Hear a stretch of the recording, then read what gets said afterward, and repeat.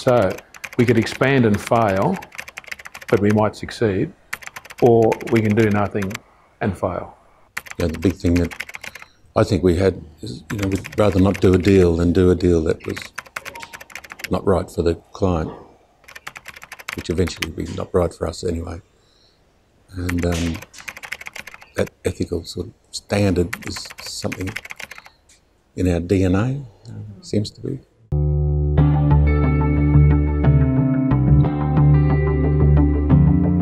So Ray decided to move the business to Brisbane. Why do you think he left Crow's Nest to head to the big city? I think it was schooling, really. Yeah, it was give the kids a better opportunity than staying here. Which I think is a huge part of all migration, isn't it? I mean, he basically migrated to Brisbane.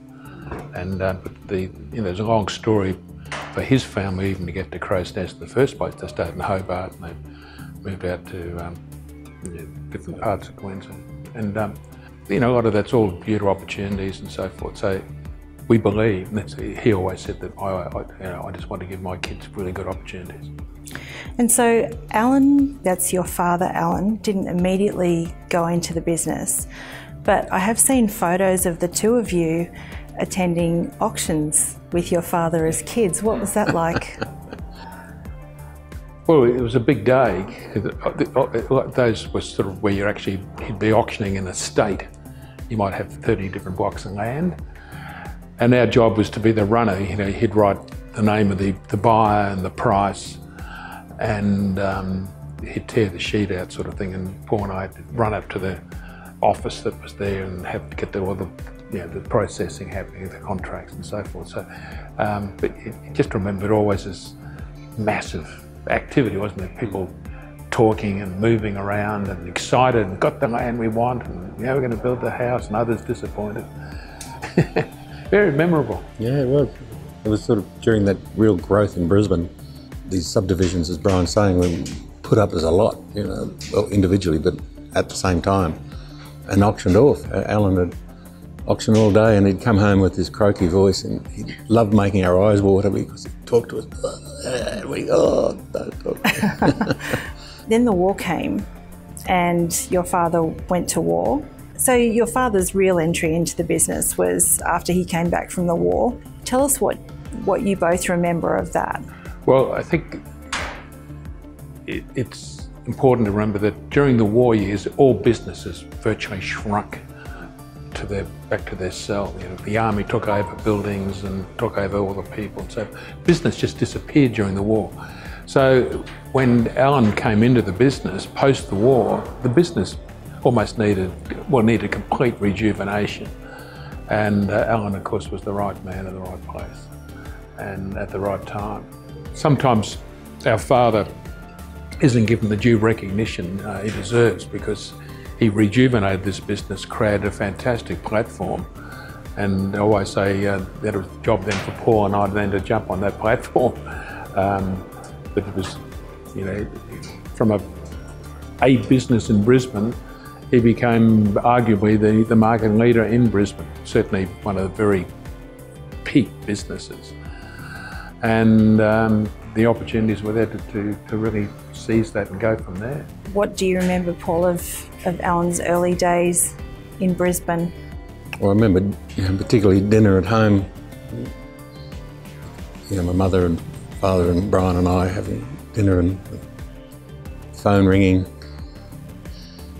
The food, his meal going into the oven, and we spent the rest of the meal together while he was talking, because of no mobile phones. It's all done at night, a lot of the phone calls. And he worked hard, put the effort in. Your own journeys, you both went to school in Brisbane and then went to the University of Queensland. Paul loved the land. Yeah. So Paul couldn't wait to go out jackarooning, going on the land. That was my life. At what point, Brian, did you then, or who decided it was the right time for you to join the business? Well, it's always a terrific question for all young people, what do you do and so forth. And joining the business was always an option, there was never an expectation. But at the end of my university, I thought, well, yeah, well, why not try it? There's no harm in trying it. And the joy in being in a family business is pretty hard to describe. It just fits nicely. And so that was easy. I never really ever considered anything else. What was your first job? Collecting rent.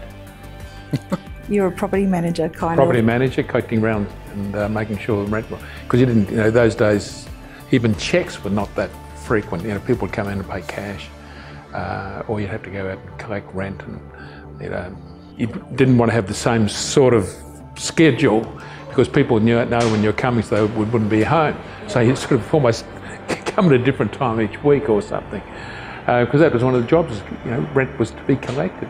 Some people were very nice to send money in, some people had checkbooks, but physically collecting rent was part of the business. How long did you collect the rent for?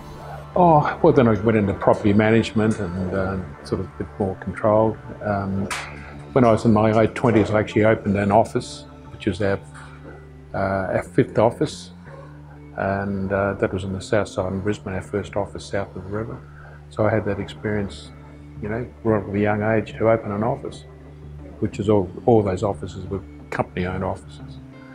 So, wow, that was an experience. I was very much involved in prior to that, in the leasing of the new generation office buildings. Sort of post the war, all the banks were building new headquarters, the life insurance companies. We were fortunate in getting a lot of those appointments. So, there's a lot of different things I was involved in. And so your love of the land led you... I became a jackaroo, and I worked on large properties throughout Queensland, particularly riding horses and chasing cattle. That was my love, but sort of learned how to manage properties and learnt the intricacies of trying to make a rural property work, and then had the opportunity to buy a property in the Western Darling Downs here in Queensland, which ran for a number of years, and at one point I was ready to change. Talking to Brian and Alan, and I said, "Oh, why don't you come with us?" and so I went to Townsville, and we opened an office in Townsville, and it was on the 7th of the 7th, 77, I remember clearly, and that's how I got into the property business. I was very much involved in in the selling of property, residential, whatever. And then, but when I say my love, which was rural property specialist, and so we started a rural network, very small. Now it's quite a big part of the rural industry in Australia. I see a lot of memorabilia in Ray White named after Alan, the Alan White elite performers and things like that. What's the biggest lesson from both of you that your father passed to you? Oh, there's a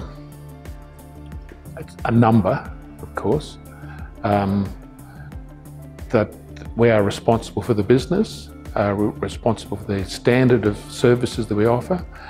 How committed are we? He was completely committed. If you're not committed, don't do it. Respect for the people you have, and attempt to understand the principles of leadership. And the big thing that I think we had is, we'd rather not do a deal than do a deal that was not right for the client, which eventually would be not right for us anyway. And that ethical sort of standard is something in our DNA, seems to be. The move south from Brisbane into New South Wales, who was it that decided it was time to expand south of the border? I think we all had ambitions, didn't we? And well, if we didn't expand, the word southerner was a terrifying word, and it's hard to describe it. They're like the Huns.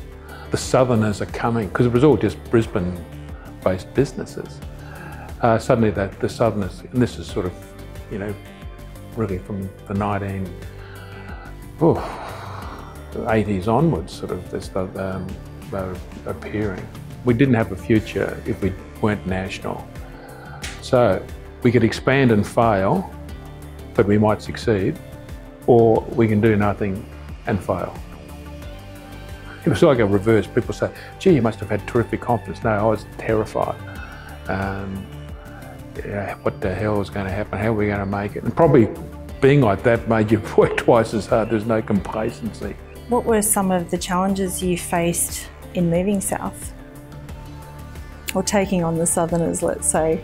Well, the brain recognition, what didn't exist. And in the early days, people would say, oh, thanks. Oh, by the way, I'm leaving to go to one of our other competitors. And no one knows the brand. Ray who?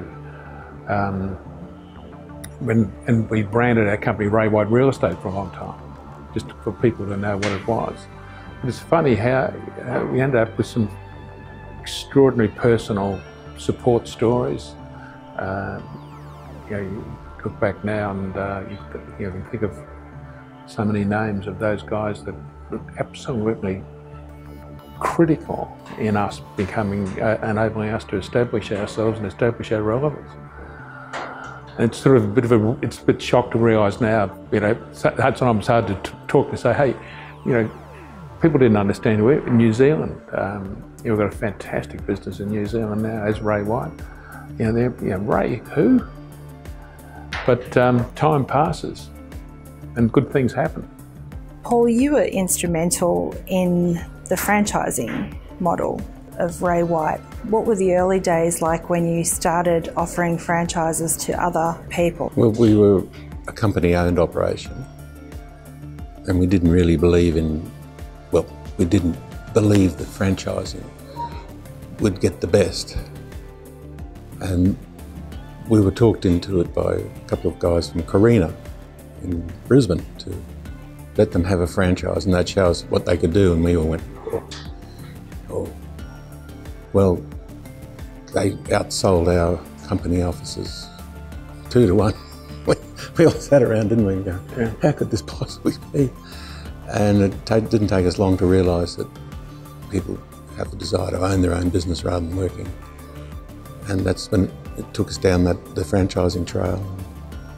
And we franchised all our own offices to our operators and then encouraged people to join us as well.